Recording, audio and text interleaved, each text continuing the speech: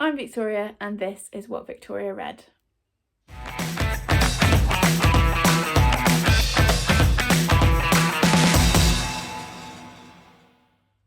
Hi everyone, welcome back to the channel. Today I'm here to do the They Are a 10 But tag. I was tagged by the lovely Amelia from Amelia Barlow Books, who I will obviously link in the description. I've got my screen up here with all the information. The original tag was created by the lovely Charlotte from GoodReads and Kieran from KD Books. They will be linked in the description along with the original video and all the prompts, so you can find it, all of the usual things. So this is a super short tag, which is good because I tend to talk too much about books and for too long. And it's looking at books that you think are perfect, but they have this thing, this issue. So I'm going to run through the prompts and show you the books. That's pretty much it. I don't know why I explained that. You guys know how a tag works. Anyway, question number 1.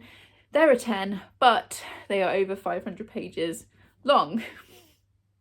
This is Tombland by CJ Sampson. This is the last book currently. We might get one more, hopefully, fingers crossed, in the Matthew Shardake series.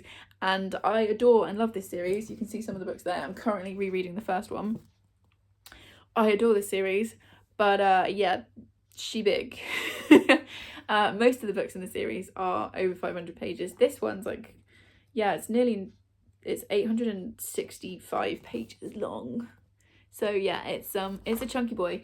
This series is one that I adore.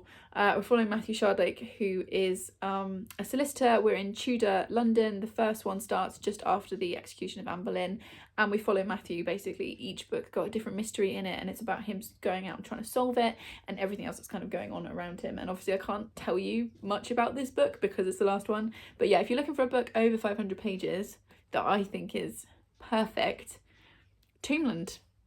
There we go. Question number 2. There are 10, but they're on pre-order.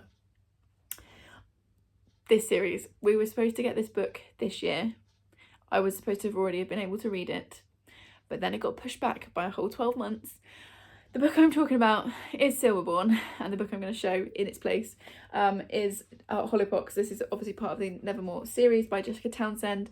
Silverborn is the 4th book. We were supposed to get it in October of this year. Now it's been pushed back to October of next year, and my heart is sad about that. I have absolutely adored this whole series. I'm definitely going to do a reread of the first 3 books next year before the 4th one comes out. And I think they're such great books. We've got Magic School, we've got Giant Cat, we've got Found Family, we've got Cozy Vibes, we've got Descriptions of Food, we've got a little bit of Peril. Give it to me. I'm so excited for book number 4. Okay, there are 10, but they're a red flag. So as soon as I saw this prompt, this book popped into my mind because this is a book that I have read multiple times. I always give it 5 stars. It could also be for prompt number 6, which is They Leave You With Emotional Damage, because I properly cry at every single time at the end of reading this book and also watching the film. However, I first read it when it first came out. I was probably a bit young for it. And I think it was the way the book's told, the story's told, that really got me. I'd never read anything like it. But then rereading it again, I think I reread it last year or the year before, I was like, wow, this is problematic. And that book is The Time Traveller's Wife by Audrey Neffenegger. Yeah, so we have Henry and Claire. It's a love story. Henry is a time traveller, but he time travels, he doesn't have any control over it. He just gets kind of pulled out of time. And he first meets Claire when she's about 6, when he suddenly lands in her back garden. And it's about their story and their life together and him trying to cope with this.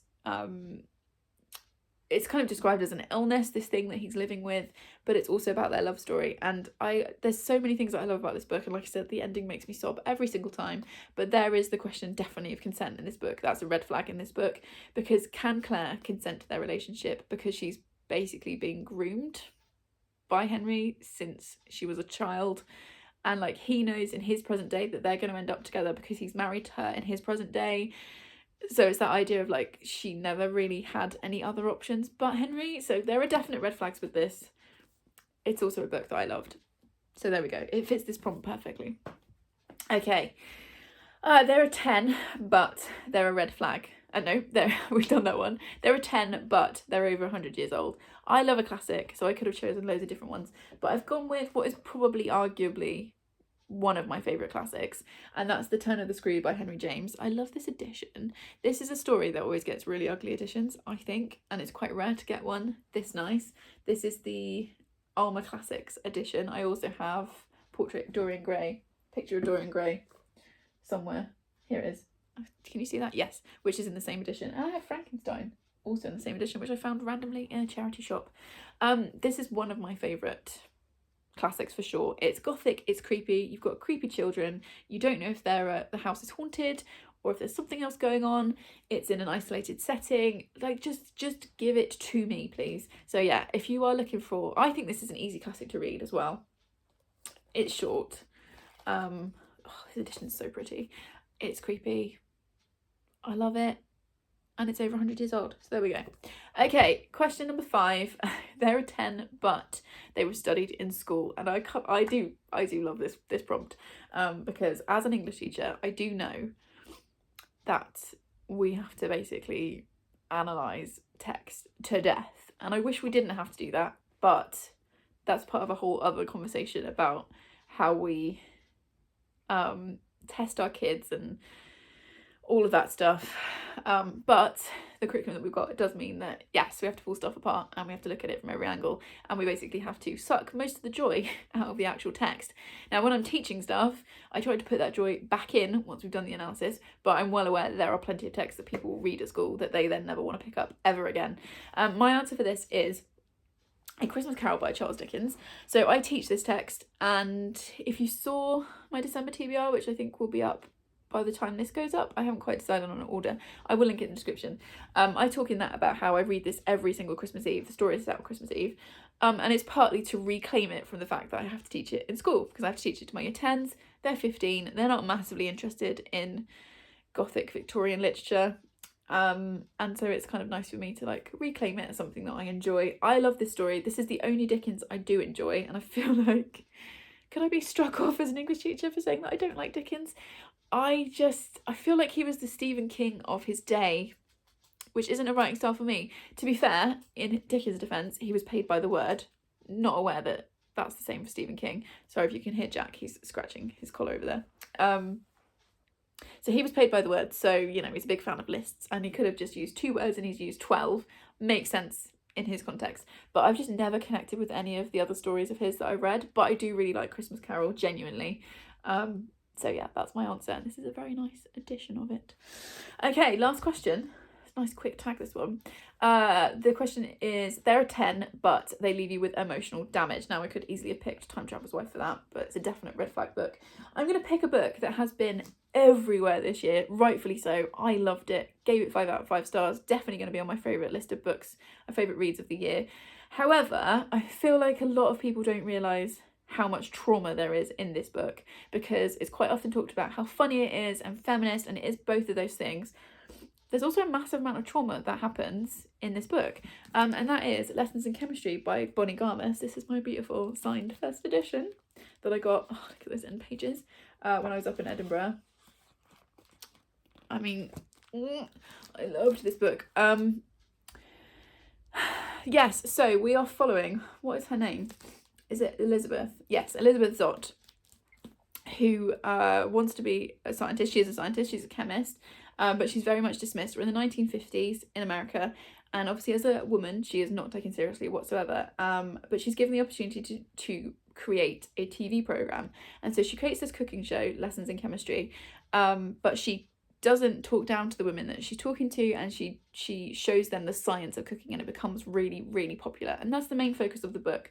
But we also get Elizabeth's kind of life story. There's a few different perspectives in here. You've got the perspective of her dog, who's amazing, and lots of it is funny and clever and witty and sarcastic and feminist, but there is also a very, very graphic rape scene near the beginning of this book. You also have other content warnings like death of a partner. There's just a lot of trauma in this, and so I feel like a lot of people pick this up thinking, oh, it's going to be cute and fun and light, and actually it is quite dark underneath, and it definitely, there are a few points in the story where I could like feel the tears coming. So yeah, I love this book, but just be aware it's not as light and fluffy as some people might have you think. Okay, that's the tag. I'm going to do what I usually do when I do tags. I'm just going to have a quick look on my subscription feed and see who's posted a video recently. I'm just going to tag those people. So I'm going to tag Chloe at Chloe Reads Books, Mel at a book fiend named Mel. Who else has posted a video recently? Olivia Savannah from Olivia's Catastrophe. I'm going to tag Leanne at Literary Diversions, and I'm going to tag Lorena at Sunshine Lorena. All those people will be linked in the description. Please go and follow them if you're not already and show them some support. If you got to this point in the video, let's have a chemistry, any kind of like sciencey, like a test tube or like anything sciencey emoji in the comments. Let me know you got to this point. Please subscribe if you would like more of this chaos, and I will see you in the next one. Thanks everyone. Bye.